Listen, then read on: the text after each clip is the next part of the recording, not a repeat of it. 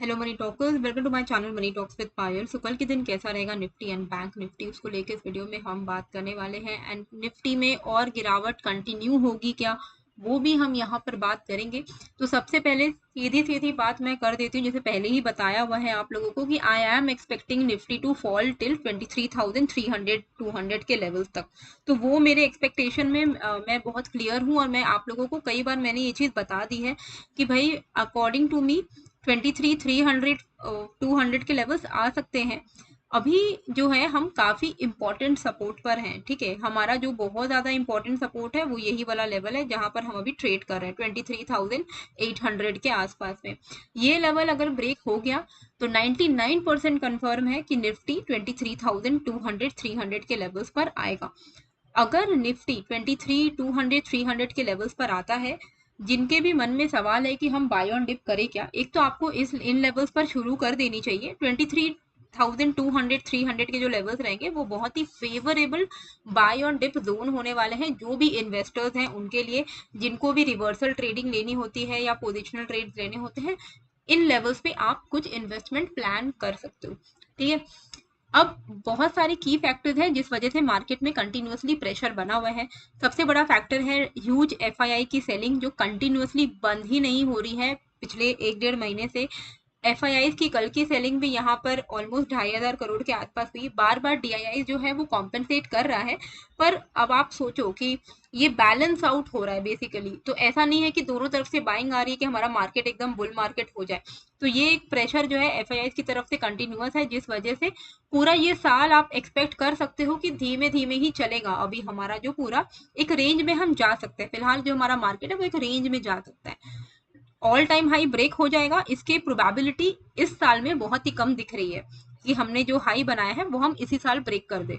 Okay, बाकी inflation का data आने वाला है। इंडिया के इन्फ्लेशन का डेटा जो वो भी खराब आने के ही चांसेस दिख रहे हैं।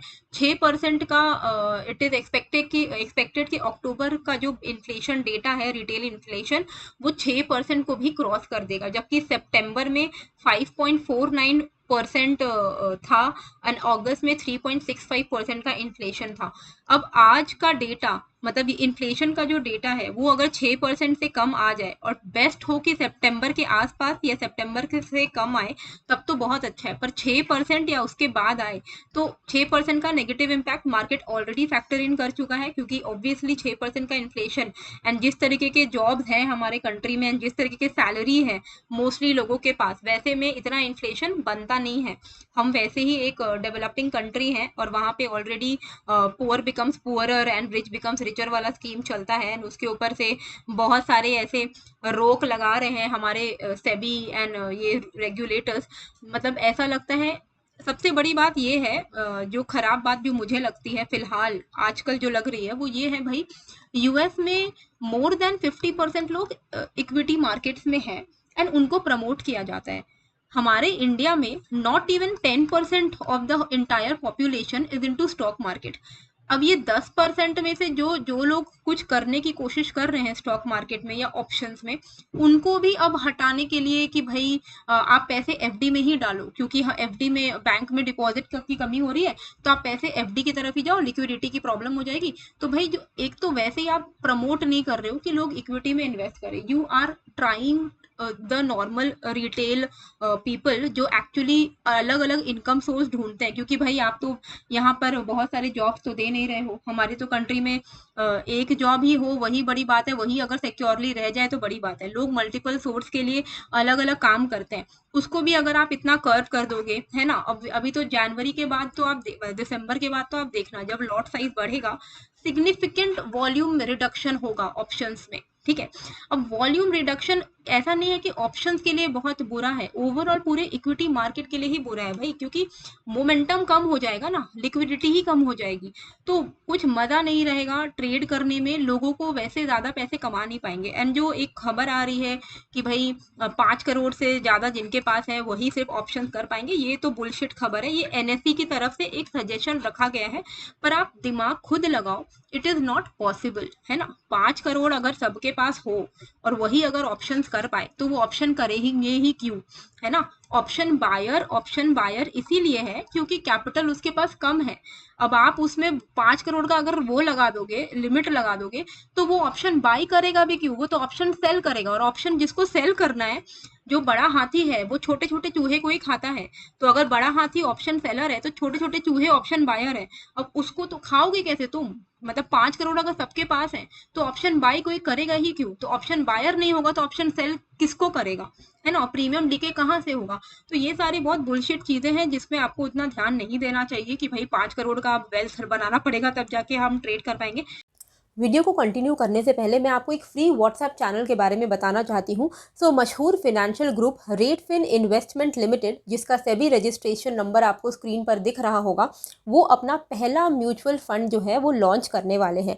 कंपनी को प्रमोट करने के लिए चीफ एनालिस्ट सहदेव राजपूत अपने फ्री व्हाट्सएप चैनल पर इन्वेस्टमेंट पोर्टफोलियो को शेयर करेंगे, जिसमें 80% तक के रिटर्न्स की उम्मीद है।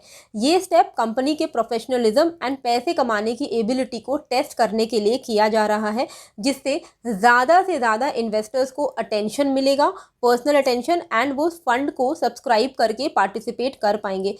तो डिस्क्रिप्शन में दिए गए लिंक से आप फ्री व्हाट्सएप चैनल को ज्वाइन कर सकते हैं, जहां पर आपको मिलेंगे stock codes, investment strategies and trading techniques. तो अभी जाकर ज्वाइन करें। हाँ, आज फिन निफ्टी की लास्ट वीकली एक्सपायरी थी, नेक्स्ट वीक जो है मंथली एक्सपायरी होगी फिन निफ्टी की।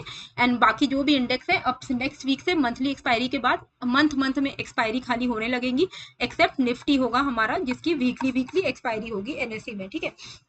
तो बहुत सारी चीजें हैं जो भाई गवर्नमेंट को सोचनी चाहिए कि एक तो भाई आप कोई कुछ करना चाह रहा है, रिटेल चलो पैसे गवा रहे हैं लोग ऑप्शंस में, वो तो एक प्रॉब्लम है ही है कि उनको नहीं कर्व मतलब उसको कर्व करना है एक बेटर मेजरमेंट्स के थ्रू, वहां तक चलता है। बट ऐसा कर दो कि लोग इक्विटी मार्केट से ही खफा हो जाए और वो लिटरली एफडी में ही जाने लगे, तो इकोनॉमी हमारा ग्रो नहीं कर पाएगा। हम डेवलपिंग ही रह जाएंगे। तो ये चीज थोड़ी समझनी चाहिए। इन्फ्लेशन तो बढ़ रहा है, आपका 6% के ऊपर है इन्फ्लेशन है, लोगों के पास जॉब नहीं है, जो जॉब है वो 20 25 30 के एक एवरेज सैलरी में लोग हैं। मैं कुछ यूट्यूब के पॉडकास्ट देखती हूँ जहाँ पे कुछ ऐसे वीडियोस मैंने देखे हैं जहाँ पे लोग प्लानिंग करते हैं कि भाई मेरा जो मंथली मैं कमाता हूँ 2-2.5 लाख कमाता हूँ, बहुत मुश्किल होती है। और लोग ऐसे ऐसे पॉडकास्ट बनाते हैं जिनकी एनुअल सैलरी 20-25 लाख की है, तो वो थोड़ा ग्राउंड रियलिटी से बहुत दूर है। मैक्सिमम मैंने जितना देखा है, मोस्टली इंडिया में जो डेटा मैंने देखा है, मोस्टली लोग जो इंडिया में है वो कम से कम आई थिंक पूरे हाउस होल्ड का जो इनकम है लेस देन 50,000 है। तो थोड़ा जो भी पॉडकास्ट करते हैं उनके लिए भी यही है कि भाई थोड़ा ग्राउंड रियलिटी के साथ में रहें आप लोग, है ना। तो बहुत हो गई ये सारी बातें। बट अभी निफ्टी में हमें कैसे करके ट्रेड करना है, तो 23,200 एंड 300 के लेवल्स एक्सपेक्टेड है, मैंने आपको पहले ही बता दिया है। अभी इंट्राडे में हम किस तरीके से ट्रेड करेंगे। एंड आज मैंने आपको टेलीग्राम में जो लेवल्स बताए थे, आई होप आपको उससे बेनिफिट हुआ होगा। तो निफ्टी में 24,115 जैसे ही ब्रेक हुआ, हमें एक अच्छा खासा मोमेंटम डाउन साइड देखने को मिला, 23,800 के आसपास हम आ गए। तो आई होप आपने वहां पर पैसे कमाए होंगे। बैंक निफ्टी में 51,770 के नीचे भी हमें एक अच्छा खासा फॉल देखने को मिला, 600-700 पॉइंट का। हाँ, फिर निफ्टी का जो मैंने ट्रेड दिया था वो उतना अच्छा नहीं चला। देखिए पूरा मोमेंटम आज का डाउन साइड ही था, बट द थिंग इज कि डाउन साइड होने के बाद भी उतने मूवमेंट आए नहीं, तो वहां का हमारा ऐसे रेट हुआ। बट कल जो एक्सपायरी होगी उसका बैंक निफ्टी की, उसका मैं एक्सपायरी ट्रेड 2:30 बजे के बाद अगर मुझे अच्छा दिखेगा तो मैं डेफिनेटली अपने टेलीग्राम पर शेयर करूंगी।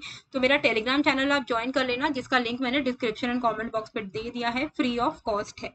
अभी इंट्राडे में हमें 23,830, ठीक है 830 भी नहीं, 23,815, अगर ये लेवल के नीचे हम कल कंटिन्यू करते हैं तो वो निफ्टी के लिए नेगेटिव ही रहेगा। आप शॉर्ट साइड में ही बने रह सकते हो 750-700 के टारगेट के लिए। अपसाइड में 23,995 के ऊपर यानी 24,000 के ऊपर ही कोई ट्रेड लेना चाहिए। तो 23,815 एंड 24,000 ये लेवल के ऊपर में ही ट्रेड लेना है। 50-60 पॉइंट्स करके आप ट्रेल करते हुए चल सकते हो।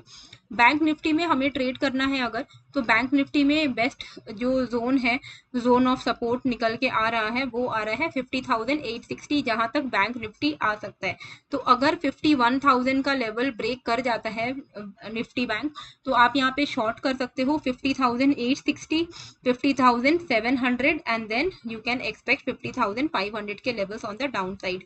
अपसाइड की अगर हम बात करें तो 51,370 के ऊपर ही आपको कोई पॉजिटिव मोमेंटम देखने को मिलेगा। चाहे बैंक्स हो या चाहे कोई भी बड़ी कंपनी हो, लार्ज कैप हो, क्वार्टर रिजल्ट और वैल्यूएशन मैच नहीं कर रहे हैं। क्वार्टर रिजल्ट ने पूरी असलियत दिखा दी है भाई कि companies are not performing good, still the valuation are at the peak. मतलब भाव मांगे जा रहे हैं 100 रुपए के, काम उनका 50 रुपए का नहीं है, वो वाला सीन अभी निकल के आ रहा है। तो इसलिए भी एक मार्केट में कंटिन्यूअस प्रेशर जो है हर तरीके से बना हुआ है। ठीक है, तो बैंक निफ्टी में 51,370 अगर ब्रेक होता है तो आप यहाँ पे एक्सपेक्ट कर सकते हो 51,800 के 870 के टारगेट्स। ठीक है, तो 51,000 एंड 51,375, तो ये लेवल पे आपको कल के दिन बैंक निफ्टी में ध्यान देना है। इसके बाहर आपको एक अच्छी एक्सपायरी ट्रेडिंग आप एक्सपेक्ट कर सकते हो। ठीक है, तो आई होप आपको ये जो वीडियो है अच्छी लगी है। कैसी लगी है मुझे कमेंट करके जरूर बताइएगा, एंड नए हो तो सब्सक्राइब कर लीजिएगा। मिलते हैं फिर एक नए वीडियो के साथ। Thank you.